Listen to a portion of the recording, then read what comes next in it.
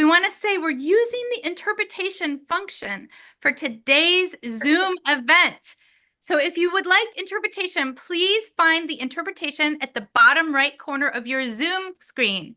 If you'd like to participate in English, feel free to click English. And if you would like to participate in Spanish, then select Spanish. Folks will need to also select mute in the original audio if you are using that little globe. Now I'm going to pass the baton to Xochitl Oseguera, who's Moms Rising and Mamas con Poder Senior Vice President, and she's going to share what I just said in Spanish. To you, Xochitl.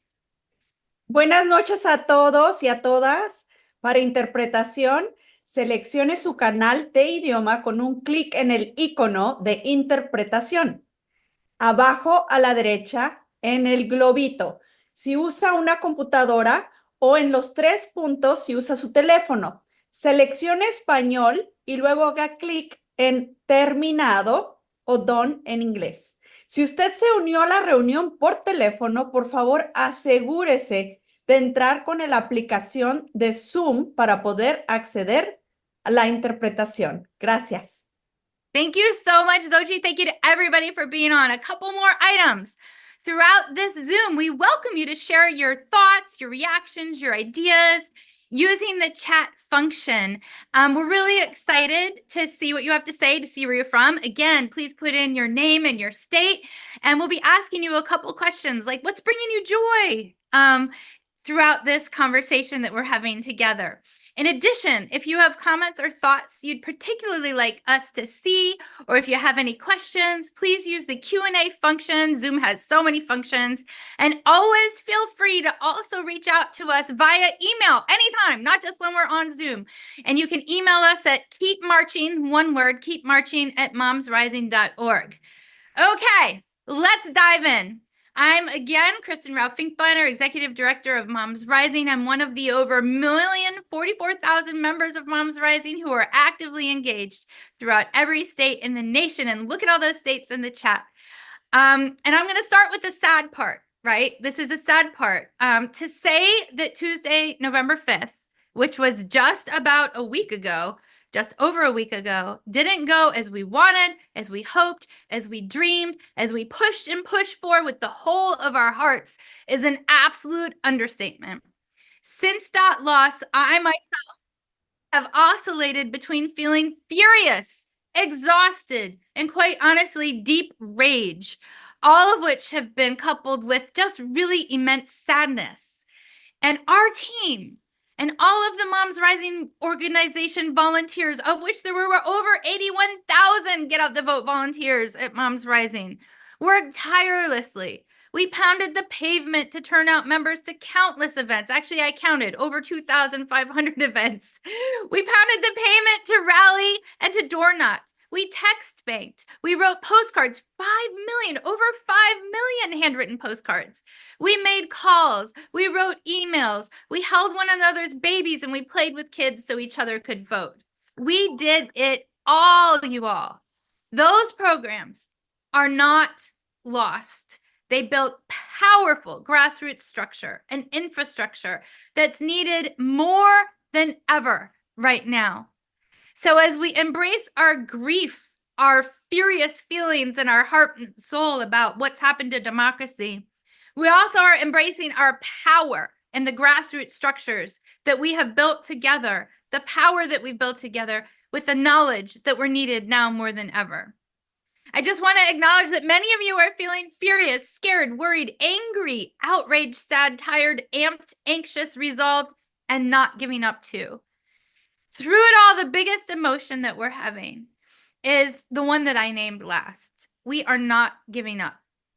Many of you have had these feelings, and every feeling is valid. All of us are in this together. We were all gas and no brakes, trying to get the word out and the vote out for Harris and for our champions in Congress. We did the work, people. We did the work, and we have every reason to be proud. So I just want to thank you from the bottom of my heart, from every part of Moms Rising, for all you've done and all you will do. Because what we did together made a difference. It made a really big difference. And for many reasons, including deeply rooted racism, sexism, and xenophobia in the United States of America, along with billions of dollars, yes, with a B, invested by foreign nations into a massive disinformation campaign that was aimed at further weaponizing that racism, sexism, misogyny, and xenophobia. And for other reasons, too, that we're going to learn in the coming days and months ahead, the powerful work we did was not enough to overcome a perfectly horrible storm at the top of the ticket. That's where the fury, that's where the grief, that's where the sadness comes in. But what we do know is that the states and places that we were engaged, we already can tell from what's happening with the election returns, the losses were not as heavy. The losses were not as deep. And what we also know is that despite the devastation at the top of the ticket, we helped many wins happen. So many wins happened. Ultimately, we were able to help elect more than 41 members of Congress. I'll say it again, 41 members of Congress we helped elect. For the first time in history, we had big victories like 2 Black women were elected at the same time to the United States Senate. Lisa Blunt Rochester from Delaware and Angela Alsobrooks from Maryland. We also helped elect the first openly transgender member of Congress in Delaware, Sarah McBride. And Moms Rising did GOTV and key ballot measures in states that helped those win too, including we helped 7 of the 10 abortion ballot measures pass: Arizona, Colorado, Maryland, Missouri, Montana, Nevada, New York. We also helped beat back measures that would rolled back our progress on paid family medical leave, childcare, and long-term care, also known as home care in Washington state. That was a big battle that we won. Voters backed ballot measures to boost the minimum wage and provide paid sick time to all working people in places that are traditionally seen as conservative, like Alaska and Missouri. We helped that happen. Nebraska voters, which we also helped happen, approved ballot measures giving workers the right to earn paid sick leave. And there are more wins. These are significant wins. So I thank you. Now, as the chaos and the harm that Donald Trump is already causing is readily apparent in the headlines, I mean, maybe we need to look away from the headlines for about 12 hours. It's clear, absolutely clear, that you and every single one of you and everybody we know are needed now more than ever.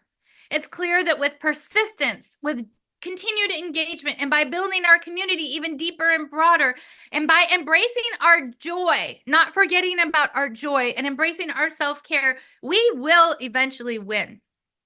In fact, history shows us that when the political pendulum swings too far in the extreme, as it just did, then voters make a correction.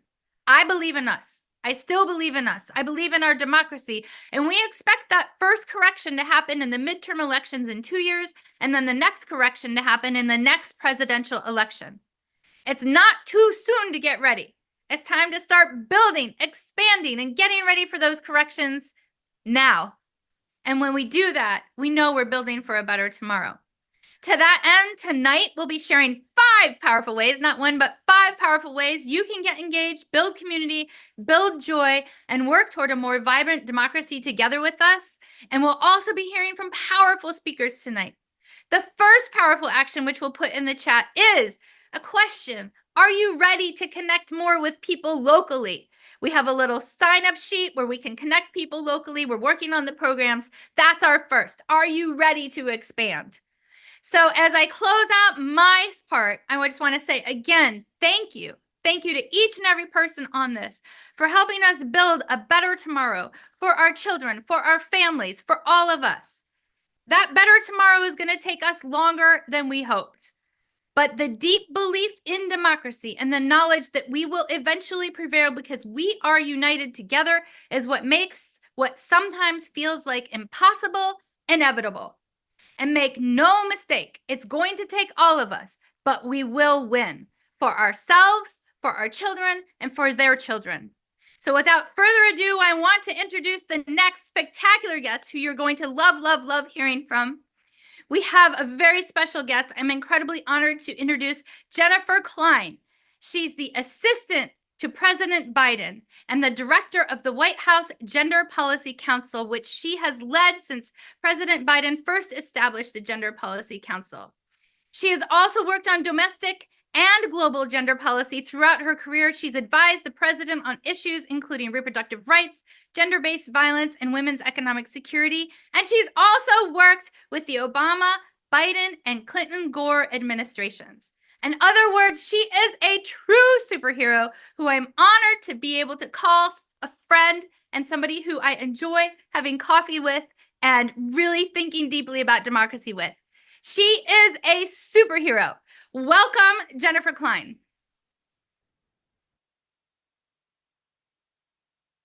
You're on mute. I see a mute for Jen. There we go. Now? Yeah. Can you hear me? Okay. Sorry about that. My computer was complaining.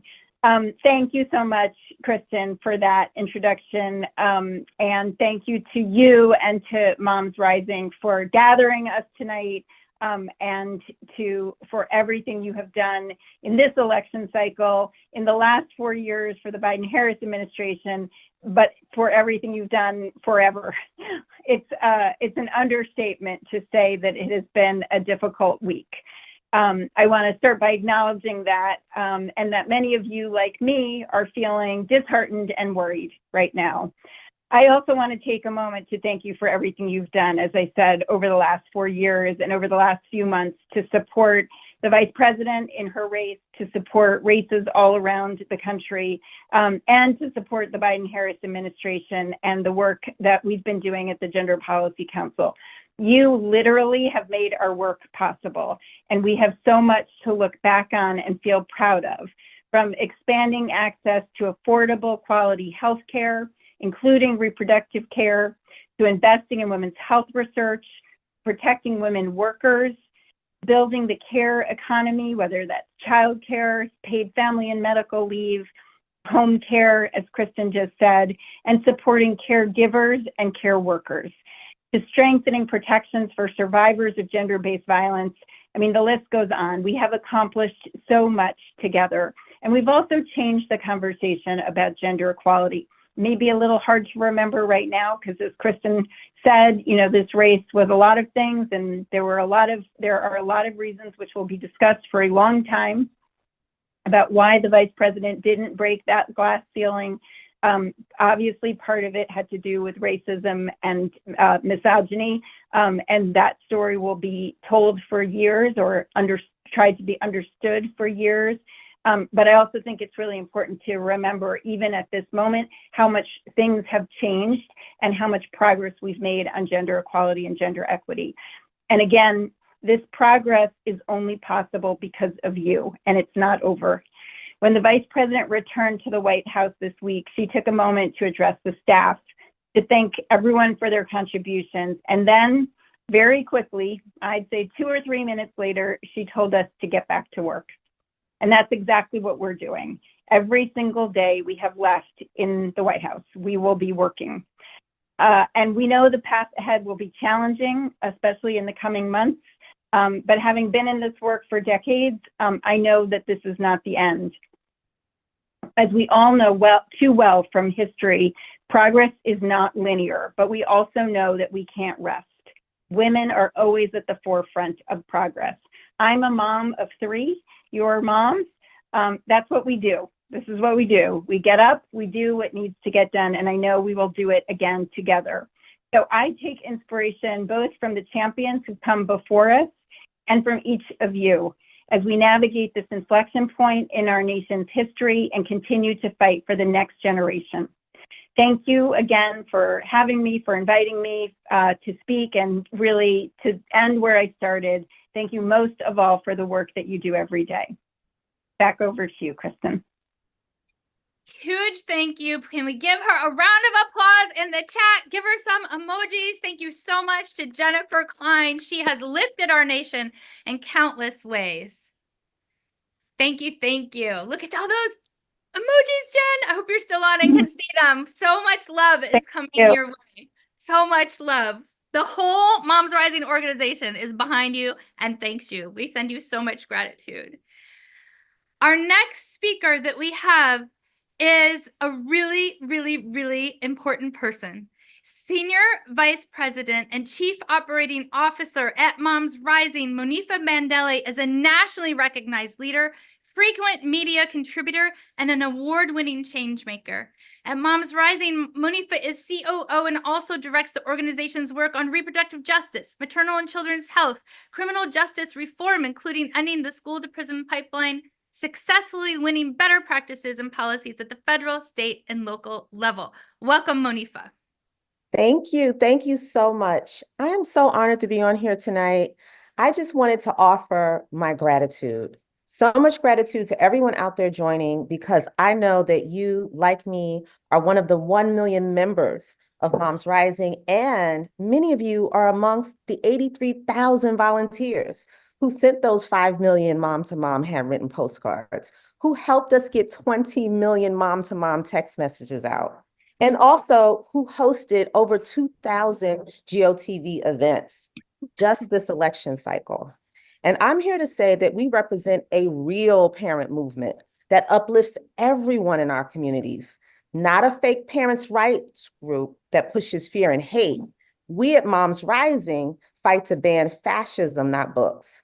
We at Moms Rising fight to ban discrimination, not ban diversity, equity, and inclusion. And we fight to get rid of health disparities, not ban much needed reproductive health care. We fight for children's rights, and we do not work to dismantle public education. No real parents movement works to undo education, healthcare, and gender and racial equity. But moving from shade to light and from petty to powerful, I want to share that we have so much inspiration behind us. Our feminist scholars and our feminist philosophers and visionaries have built worlds and have sent us messages that we can use to look forward. And I want to just give 4 brief messages, brief thoughts of inspiration from an icon that I hold very dear, Octavia Butler. She has 4 mantras that really help carry us through as organizers, especially in these dark times. And the first one is that all that you touch, you change. Did our collective efforts result in what we intended? Not in the immediate sense, no. But it is what we are in, what we call, or what I call, a relayathon. In other words, we are in a multi-generational marathon that's also a relay race. We have one leg of a multi-generational fight where, thank goodness, our ancestors have built a strong and unbreakable foundation. Our opponents might try to crack that foundation. They may try to temporarily knock us off the foundation, but they can never, ever, ever erase the work of generations before us. They can't erase Audre Lorde, Fannie Lou Hamer, Ella Baker, Yuri Kochiyama, Lila Wilson, Sylvia Rivera. Can't be done. They, our ancestors, have touched this nation, and it will never be the same. Her second mantra is all that you change changes you. And so I want to take a moment right now to acknowledge that, like Kristen said, we are hurting. We are traumatized. Generational trauma is dysregulating.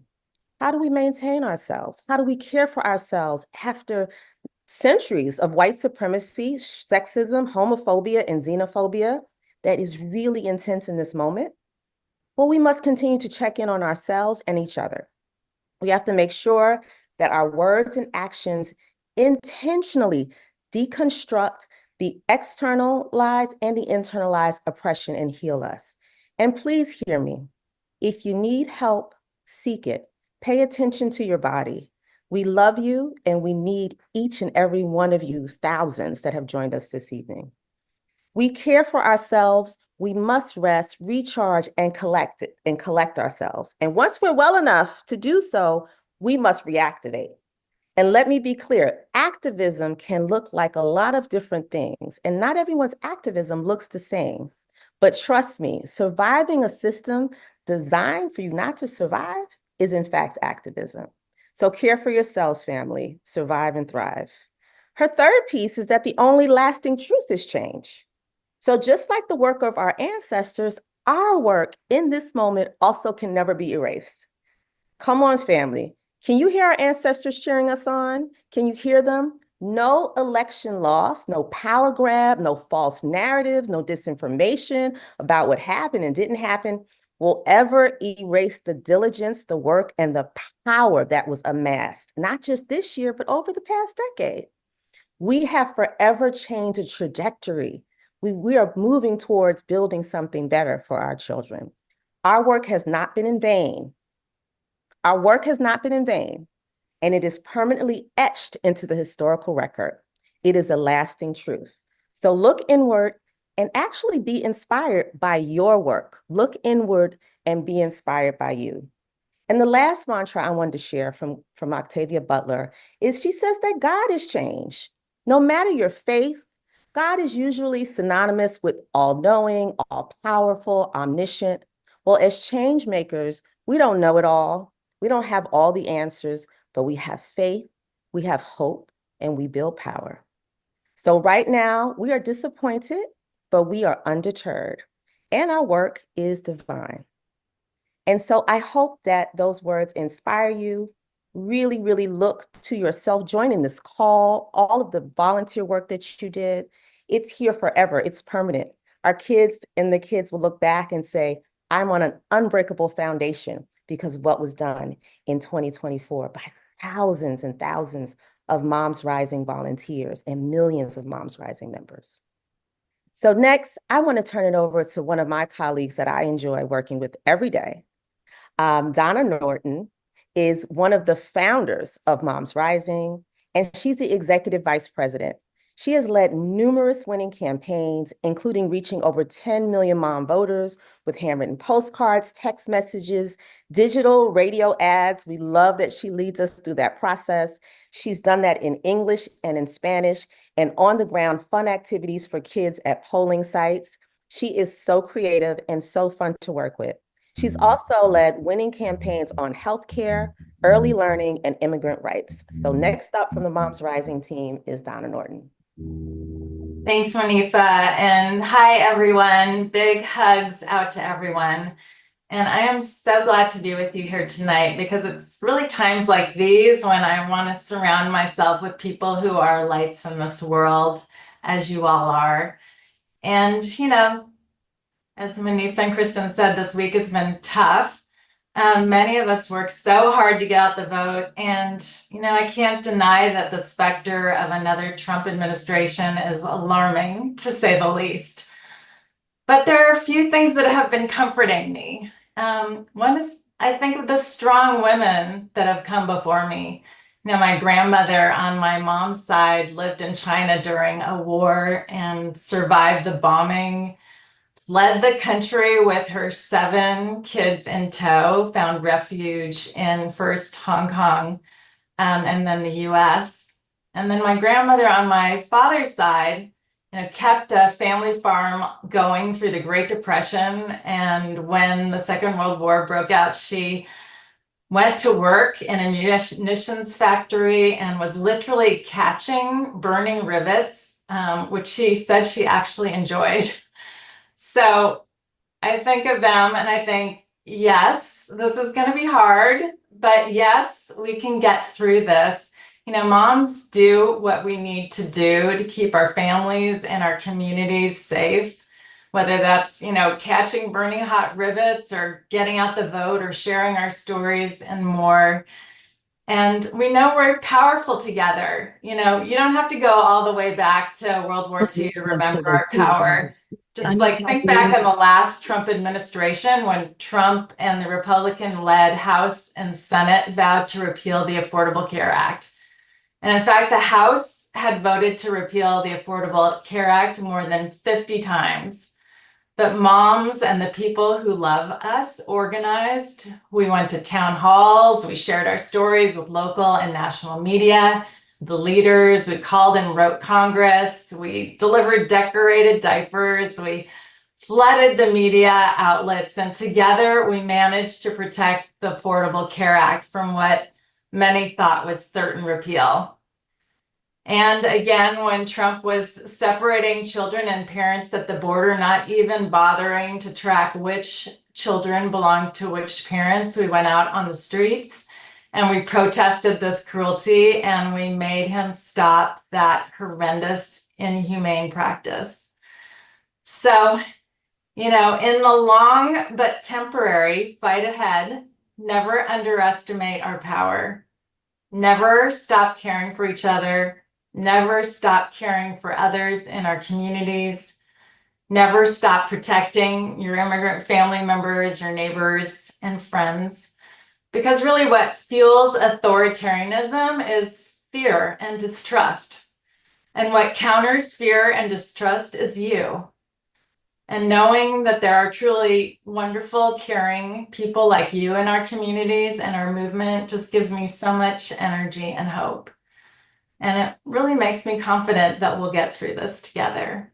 So, giant thank you for being here.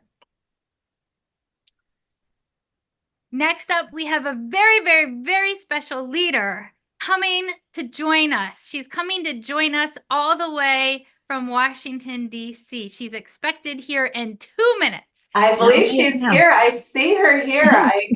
I yeah. Okay, go ahead, Donna. Introduce. I have the incredible honor of introducing Speaker Emerita Pelosi, a woman who truly needs no introduction. But I do want to say thank you. Thank you for being here today. I know it brings us such comfort and strength to see you. And, thank you for always fighting for our families and our country. And you've really shown us what it looks like to be a powerful leader and to really acknowledge your experience of being a mother and grandmother as part of that power. And you've believed in the powers of moms and have fostered Moms Rising for so many years. And for this and so much more, the 1 million+ members of Moms Rising and moms and parents across the nation are just so grateful to you. Giant thank you. Thank you. Thank you very much, Donna. I have been listening to you, and I want to thank you for recognizing the role that Moms Rising, to you, Kristen, and to Donna, and to each and every one of you, all the Moms Rising played in saving the Affordable Care Act. And let me just put that in perspective. First of all, thank you. I always say when people are taking inventory of what they have to offer, give yourself a gold star if you're a mom, because it's the most challenging, multitasking, important job that there is. And again, that you come together, the cumulative effect is just something remarkable. I've been a friend of Kristen's for a very long time, and Donna as well. The two of them have been so remarkable. We've sung each other's praises. We've observed each other's actions, but not just us of each other, but of all of you. It's an honor to be with each of the presenters this evening. Taking up when I was listening to Donna talk about the Affordable Care Act, let me just spend a little time on that. When we passed the Affordable Care Act, it was something that only happened because of the outside mobilization. Our inside maneuvering would take us so far, but the outside mobilization was very important. You are the masters of outside mobilization, and particularly, as Donna said, when they were trying 10, 20, 30, 40, 50, 60 times to overturn it. So after 2016, when we were all in a state of dismay at the loss of Hillary Clinton, the next day we put together our proposal because they said they were going to repeal the Affordable Care Act, repeal and replace, but they had no replacement. So the next day we said that we are starting an outside mobilization to save the Affordable Care Act, and Moms Rising is a very intricate part of all of that. Thank you. We announced that because Martin Luther King said that of all the forms of inequality, the inequity of healthcare was the most inhuman because people could die. We said we would launch on Martin Luther King Day, and we would be preparing until then. We did. And in the course of the next year or so, we had 10,000 events around the country, not talking about provisions of the bill, but telling personal stories, as Donna said, telling personal stories of what it meant, whether a child was born with a heart condition or a parent had cancer, whatever it happened to be, and what the Affordable Care Act meant to those families. When we won the election in 2018, people said, weren't you lucky that healthcare emerged as the important issue in the campaign? I said, no, we weren't lucky. We made our own luck by the outside mobilization that Moms Rising has mastered. That sounds like a man's word, though. So what should I say? Excelled at to the nth degree. Of course, we had to save it. And then to keep everybody on board, because there were Republicans, when they were trying to overturn it, were putting forth some pretty attractive things, which were like a Trojan horse. They, as I say, they wanted to look like chocolate ice cream, but it was doggy do. So nonetheless, we had to fight that in our own party, and you helped us do that. And then, of course, John McCain saved the day for us in that important vote heard around the world. So again, when they said, "Oh, weren't you lucky?" No, we made our own luck. Now we have to do it again. And we announced, we had our Zoom the day after, 2 days after the election. We waited until Kamala made her statement, and then we went forth and said that we were doing this again. But we won't do it on Martin Luther King Day because the family has some plans that day, but a few days before. So I call upon all of you again to participate. It's not just about the participation in telling the stories. It's about generating calls to the Capitol so that the Republicans hear very clearly that the Affordable Care Act isn't, as Donald Trump said, Obamacare sucks. No, it cures. And we're not giving up our being a woman is no longer a pre-existing medical condition, that we have no discrimination against people with a pre-existing condition. Remember, 150 million families have someone affected in that way, and that tens of millions of people who didn't have health care now have it. And to recognize that Joe Biden and Kamala Harris built on what we did in Obamacare to make it more accessible. But this is really important. And again, winning in 2018 was the path to victory in 2020 for the presidency. So we have a experience in this regard about how to win the House back, and again, how that is a path to the presidency. And the time will go by. We know that. We just have to mobilize, mobilize, mobilize, as Donna described so well, and that Kristen is a personification of it, and each and every one of you as well. So here we are. Now, where we are now is when I leave this call, I have to get back on the phone to California. We have 2 more races that we are trying to win there. And it is one race we're 257 votes behind, and we think we can make that up. The other one more, but we still think we can make that up. And whatever the outcome, it's going to be a very close number in the Congress. We did the best of any of the campaigns in terms of holding our own, adding a little bit more. But again, Kamala Harris helped us, saved us from losing more and losing more Senate. Kamala and Tim Walz, they were both wonderful. They both gave us hope. They can proceed it with great dignity. They made us proud, and we have to take pride in that.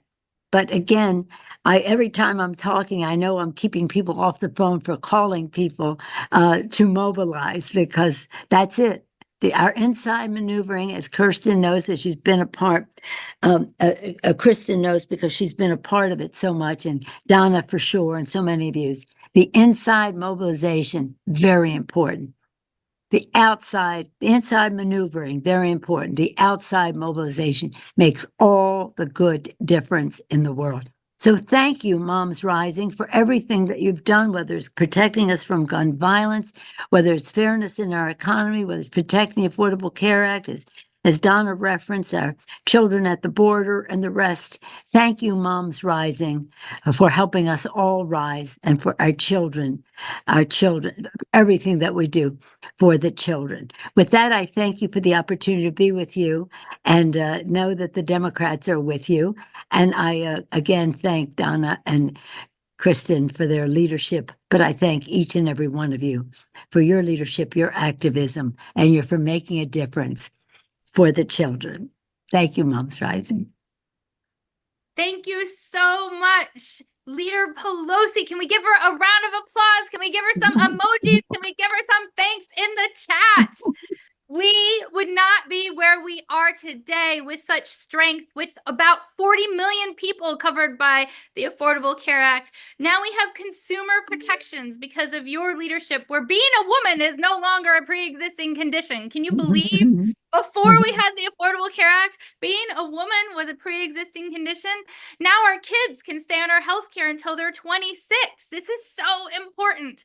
And it's so important, not just what's been done, but what we're going to do together under your leadership. So thank you, Speaker Emerita Nancy Pelosi. Woo! Historians are already calling her the greatest speaker of all time. We know she's also the greatest speaker of our hearts. So thank you. Thank you. In this moment, you might be wondering, who can be a member of Moms Rising? Well, can everybody who is a mom virtually raise your hand right now, put a little emoji or something in the chat? Just let us know that you're a mom. Now, this is important. Could everyone who has ever at any point in your life had a mom, please put a little emoji, do a virtual hand raise, do a thumbs up, all of that. Moms Rising is for anybody who is a mom and anybody who has ever had a mom. In other words, it's for anybody with a belly button. We are all here under the same mission, which you might be wondering, what's the mission? To increase family economic security, to stop discrimination, and to build a nation where every single person can thrive, every single person. And we've been doing that, pushing that, winning that for years. The reason why we're doing the winning is because we're doing it together. Speaking of together, I have a next wonderful speaker to invite. We have Lauren Hipp, who is the National Director of Early Learning, and she's also the Director of Washington State, where we just won 3 initiatives. Hello, 3 ballot measures for victory. Yes, indeed. We're talking about packing a powerful force here. Lauren brings over a decade of experience in the early learning and organizing field, doing policy, advocacy, philanthropy, and program implementation, both in Washington State and across the nation. She holds a master's in public administration from the Evans School of Public Affairs at the University of Washington, and she is a spectacular superhero. It is my great honor to turn the mic to you, Lauren. Thanks, Kristen. I'm so happy to be with everyone tonight. And I have the biggest honor because I'm about to introduce to you someone who is so wonderful and so special to us here in Washington State. But I know many folks on the call have children, you are mothering, you are caring for other kids, and we're wondering, how do we get through this time? How do we support our kids through this? How do we support ourselves through this? So I'm so grateful that Antoniqua is here to join us and impart her wonderful wisdom with us and lift us all in this moment. So Antoniqua Daniels is here. She is a licensed mental health counseling associate in Washington State who works with Black, queer, and neurodivergent teens and adults.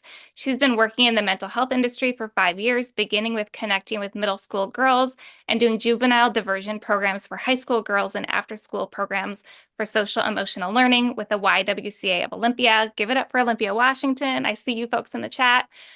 She describes herself as an eclectic therapist who uses multiple therapeutic modalities to support a vast array of clients. She is currently trained in racial trauma, EMDR, and helps clients work through generational trauma and attachment theory.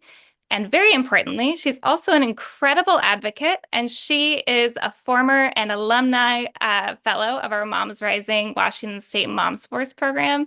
And I have been in legislative meetings with her where she is lobbying, and she is a force to be reckoned with, and we're grateful for your advocacy as well. Thank you for joining us, Antoniqua. So much, Lauren. I am very grateful for this opportunity. So I'm just gonna start off with a kind of pragmatic things, and then I'm gonna go into more feelings things with children.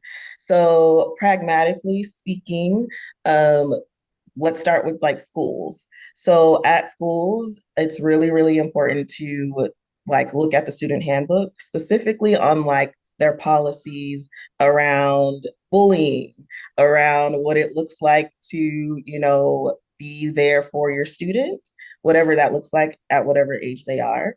even attending school board meetings. Like, what does that look like for us to like really, really be in the trenches and be in the know of what they are talking about? This is going to look different. I live in Washington, but it's going to look different from state to state, like, and district to district, really, about what you will be seeing in those spaces. I also want to bring up if your kid is neurodivergent or has different learning needs.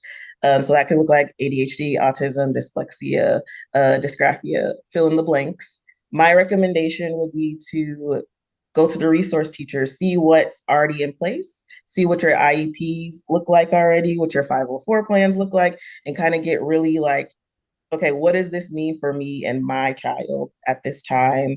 And just kind of meeting and getting to know what's going to maybe be on the horizon if you can, so that you are like armed with those types of things so that you are in the know.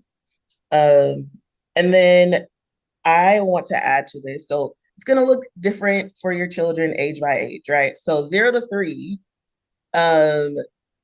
kids feel our energy no matter what age they are. So 0 to 3, they're gonna be noticing, oh, mommy's like feelings, or daddy's feelings, or caregiver, whomever it is that's caretaking for them. They're feeling, oh, this is weird. This is a different energy, and so maybe you're feeling more anxious. Get around people to support you if you're in the if your children are 0 to 3, because it's hard to like express or explain things to them. But reading books is really, really important. So getting books like The Anti-Racist Baby could be really, really important to read to them, or A is for Activist. Having books around you that are important, and reading them to your child could be really, really helpful in the 0 to 3 range. Okay, so we're gonna keep going a little bit older. So 3 to 7, this is like elementary school, preschool, elementary school. They have more language, and they're gonna be able to talk more with you about things. And there might be more conversation happening at school with this age group. Now, it again, this depends on what state you live in and what areas you live in.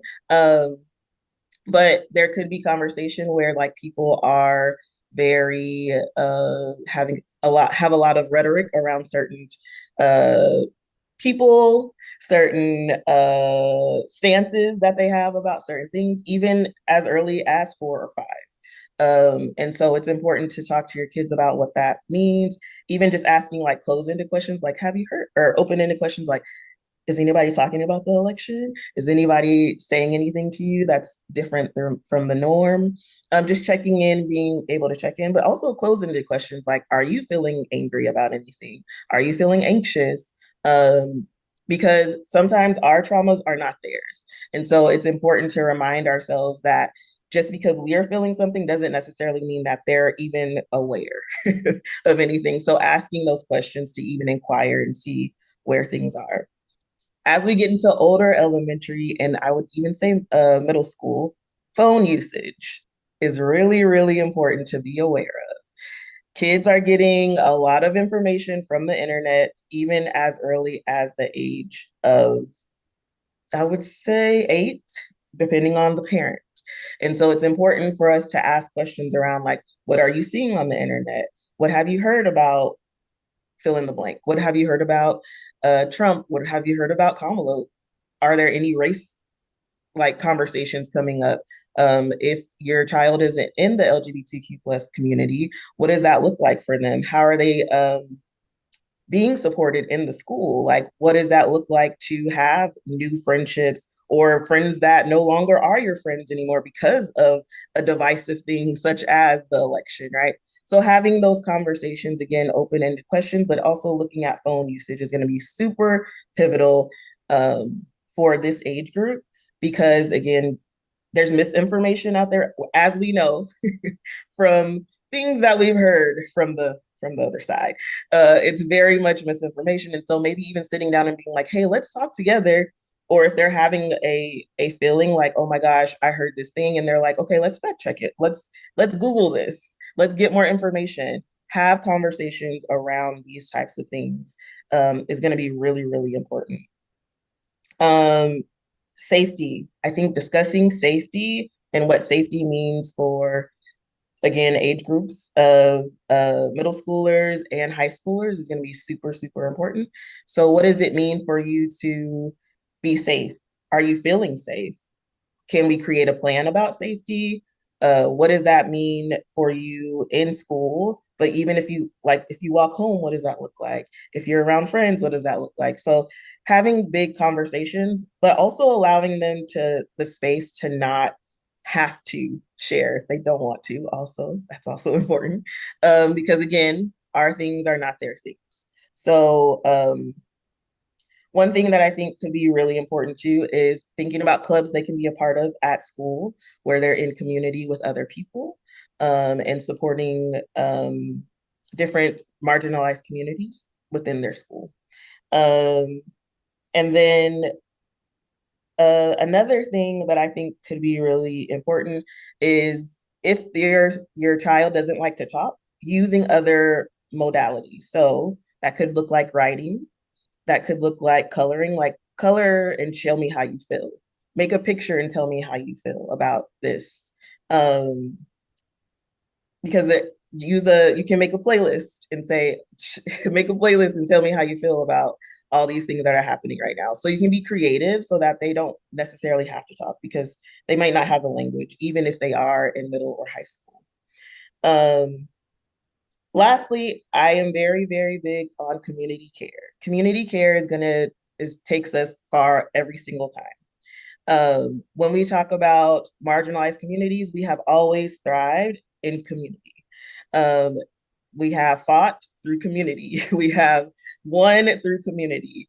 And so it's really, really important for us as caregivers to be in community with people who care about the same things we care about, who share the same values that we share, so that we can continue to move forward. And all this week, as a therapist, I have been talking to all of my clients about what it looks like to take care of themselves in this time and what it looks like to take care of their children at the same time. And it's not an easy feat. This is not a feat of like, oh, it's gonna be fine. Like it's not giving that, but it is also important for us to sit with like, what can we control?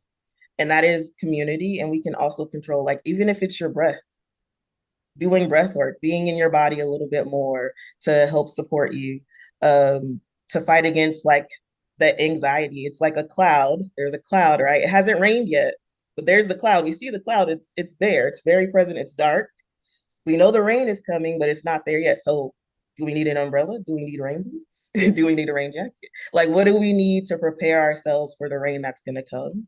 And it's really important for us to like gird ourselves in that, to move forward. So I did provide a list of because therapy, I'm going to say that out there. Finding a therapist for your child, for yourself is going to be super, super important. I did send those to Lauren, but I don't know if y'all have access to them. But there's so many spaces and places that you can go to find therapy now. It's very vast in the state that you live in. I want to point out two places. So the Loveland Foundation is really, really helpful for those looking for support monetarily. They provide vouchers for certain communities. And so I would look into that.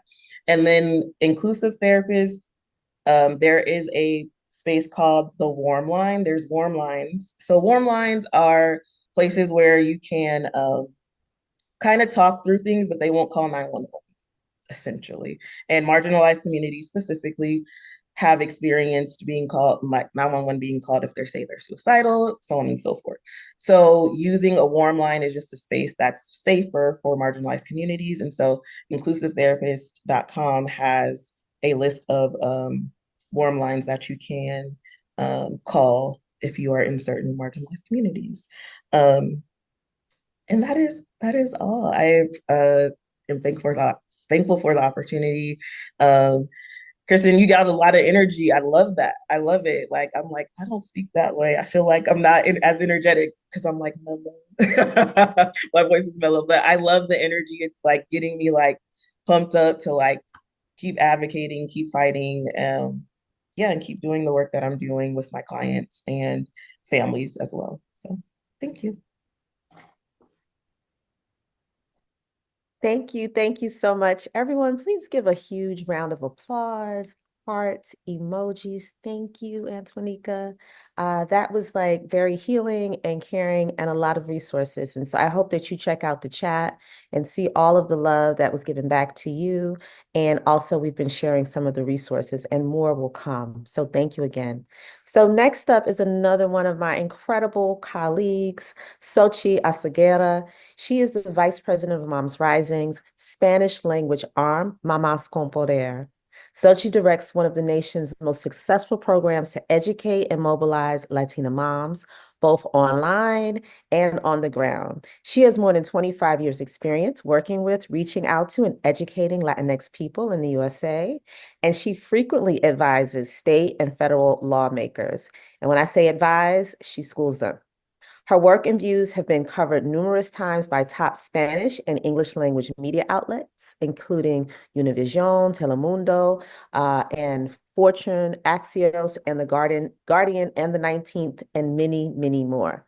She's a mother of two. She's another one of our powerhouse colleagues. Take it away, Xochitl. Thank you so much. Buenas noches. Good evening, everyone. It's so great to see you all and to be here. I'm a senior vice president of Moms Rising's Latinx outreach program, Mamás con Poder.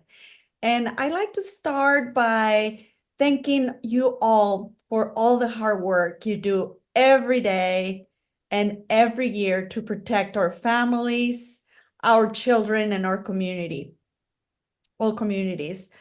As you know, we have challenging times ahead, but this is not the first time we've been faced with uncertainty and hate, and it might not be the last. I like to share a phrase I like, and it says, "They tried to bury us. They did not know we were seeds."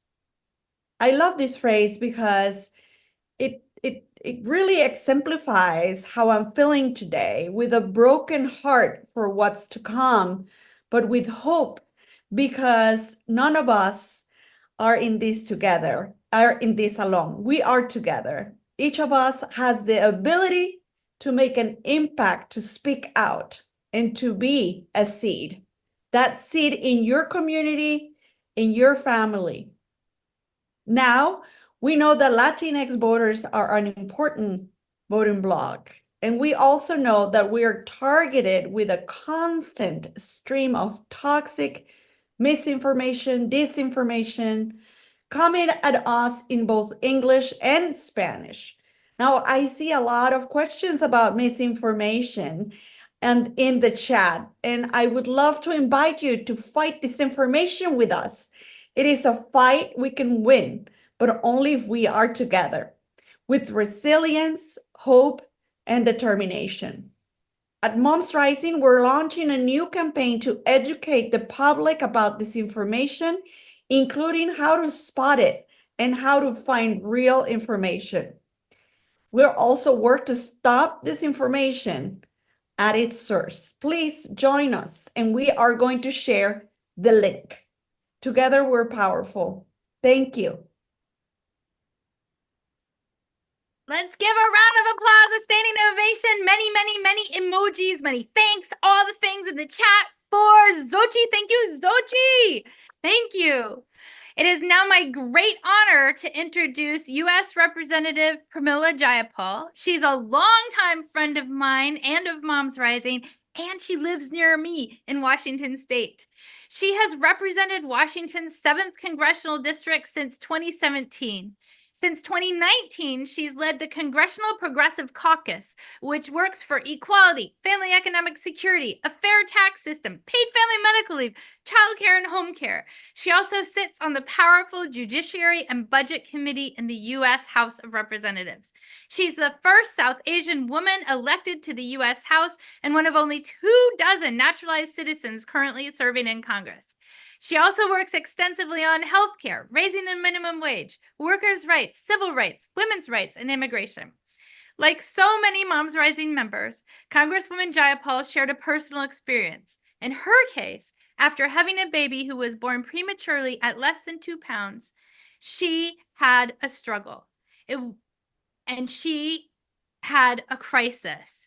Today, she fights for all of us, no matter our state, no matter our age, no matter our income, no matter our background, no matter our community.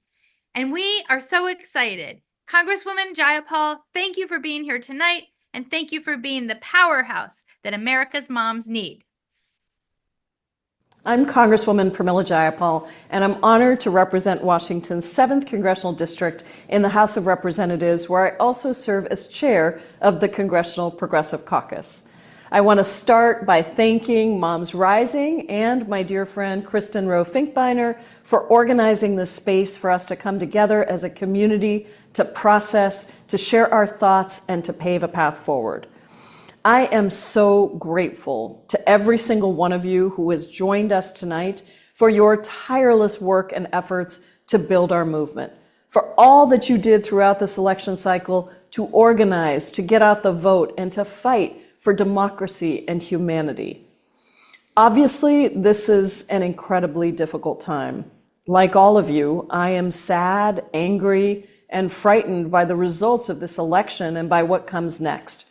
It's a devastating loss. And the first thing we have to do is acknowledge that pain. We have to be there for our friends and our family who now fear for their safety, whether they are immigrants, trans, or members of other marginalized, vulnerable communities who are so relentlessly targeted by Donald Trump. So reach out, make sure people know that you're there for them, that we're all here to fight for them. And although this election didn't go the way we wanted it to, we still did have some wins across the country, in no small part due to the army of organizers that mobilized over the last few months. Moms Rising had 80,000 GOTV volunteers who wrote letters, made phone calls, and knocked on doors. And no matter the election result, that work is incredibly important. It is work that we must continue doing throughout the next couple of years into 2026 and beyond. Because of your organizing and the work of so many others, we also have some real victories that we should acknowledge and celebrate. House Democrats will welcome more women in the 119th Congress than before. And although we won't have the majority, we will actually begin the 119th Congress with at least one and possibly 2 or 3 more seats than we started with in the 118th Congress. And depending on how many House Republicans are nominated to the cabinet by Donald Trump, there may even be several months in early 2025 as those seats get filled where Republicans have next to no majority. I also want to celebrate some of the down ballot wins that you all worked so hard to deliver. In many of the swing states, your efforts delivered Senate victories. Alyssa Slotkin in Michigan, Tammy Baldwin in Wisconsin, Ruben Gallego in Arizona, Jackie Rosen in Nevada. In New Jersey, my incredibly principled progressive friend Andy Kim will become the first Korean American senator in the US Senate after taking on the establishment and winning. And for the first time in the US Senate, we will have 2 Black women serving together. Another progressive and incredibly principled friend, Lisa Blunt Rochester from Delaware, and Angela Alsobrooks from Maryland. One of the most instructive points of the night is that progressive policies won at the ballot box across the country, even in states that Trump won. Voters approved a measure to give workers the right to paid sick leave in Alaska, Missouri, and Nebraska. Alaska and Missouri also voted in favor of raising their minimum wage. And 7 states, Arizona, Colorado, Maryland, Missouri, Montana, Nevada, and New York, and almost Florida, enshrined abortion practices into state law. It is really important to take pride in those wins. They absolutely will make real difference in the day-to-day lives of millions of people. And these victories should give us hope for the future because our ideas are popular and people support them regardless of party.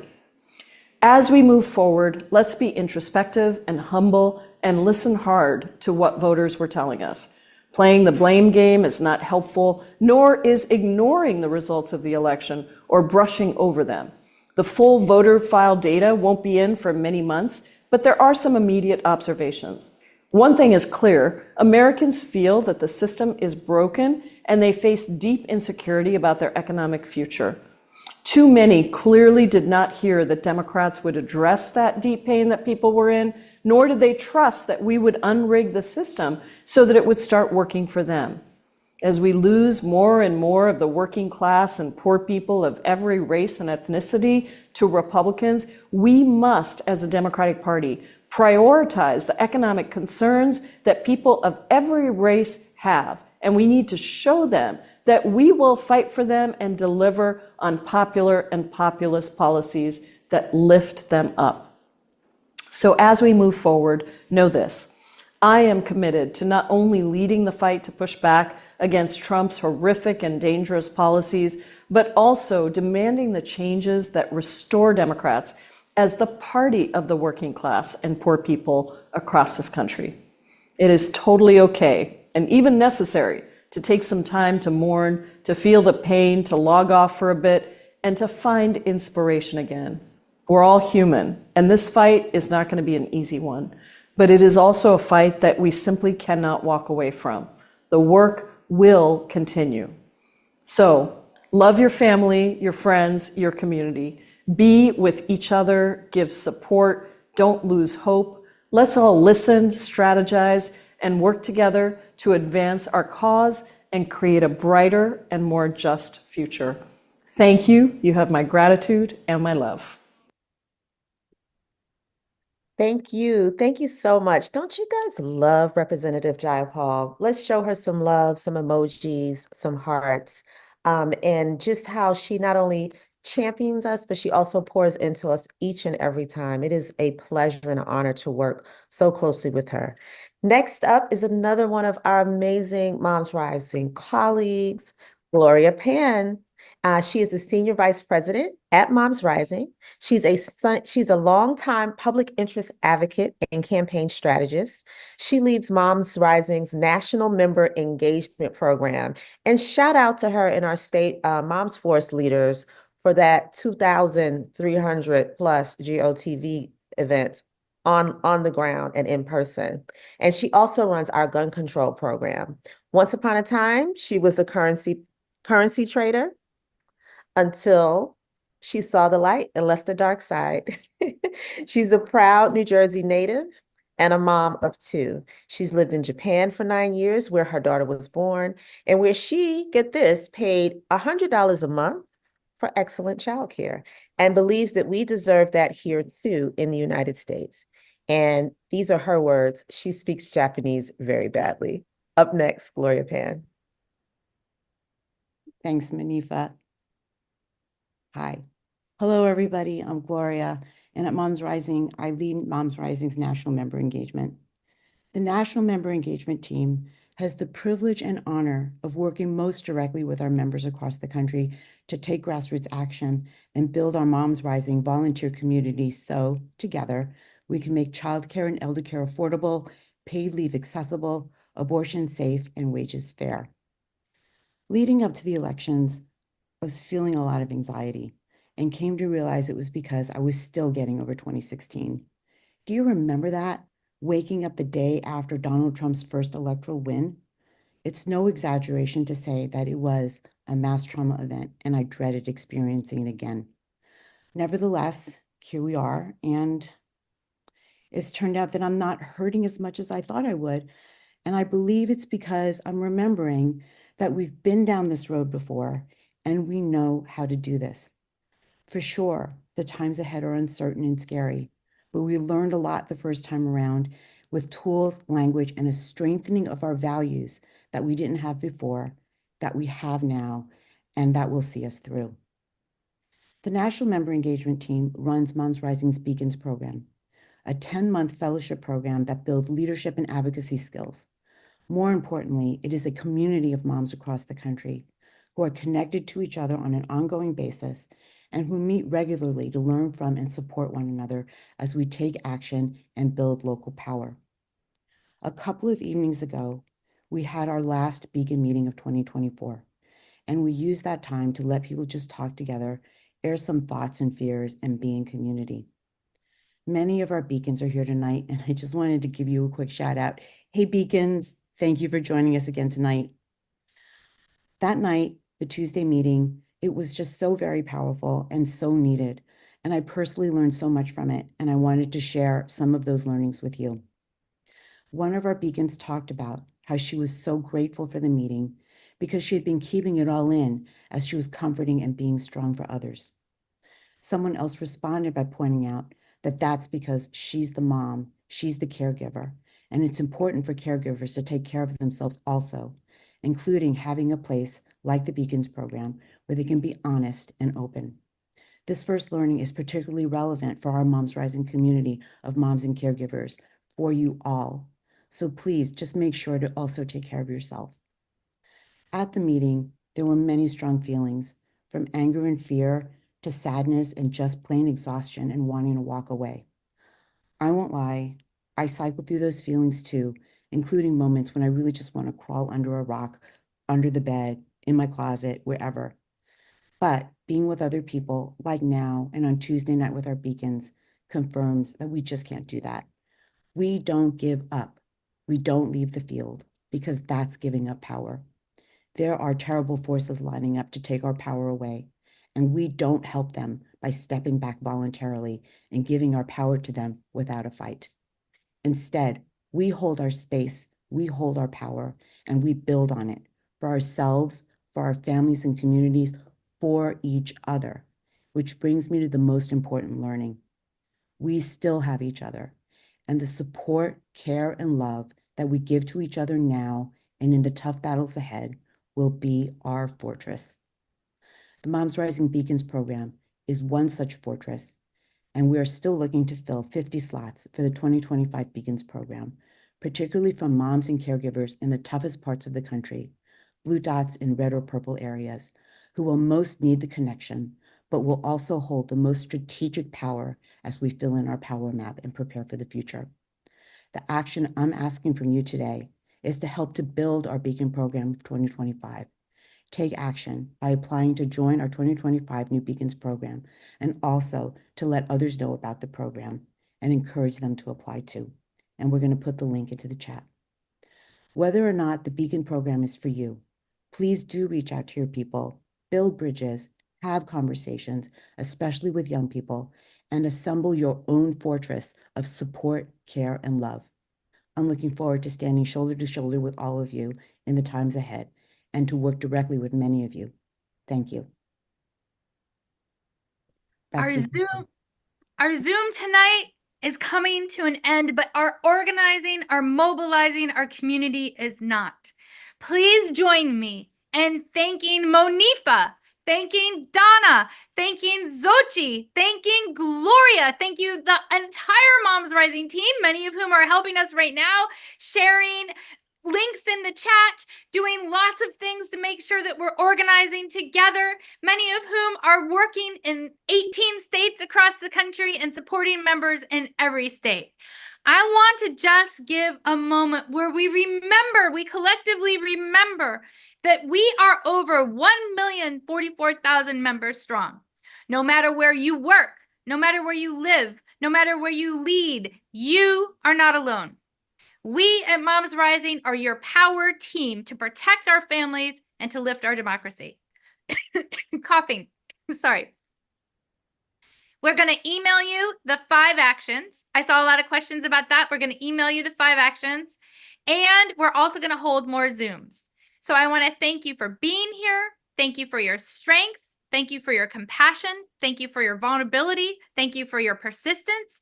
Thank you for taking action. Thank you for not giving up on me, you, or us. Thank you for your care for one another. And thank you for joining your power together with so many people across the nation so we can be that tsunami of change, that massive correction that our nation absolutely needs in the upcoming elections. I want to thank you also for spending time tonight. We know you're busy. So thank you, thank you, thank you. Please stay tuned. We will be emailing you the 5 actions. We're also going to be inviting you to more Zooms. So thank you and have a wonderful, very good, spectacular night, knowing that you are held by the Moms Rising team. We are here for you. Thank you.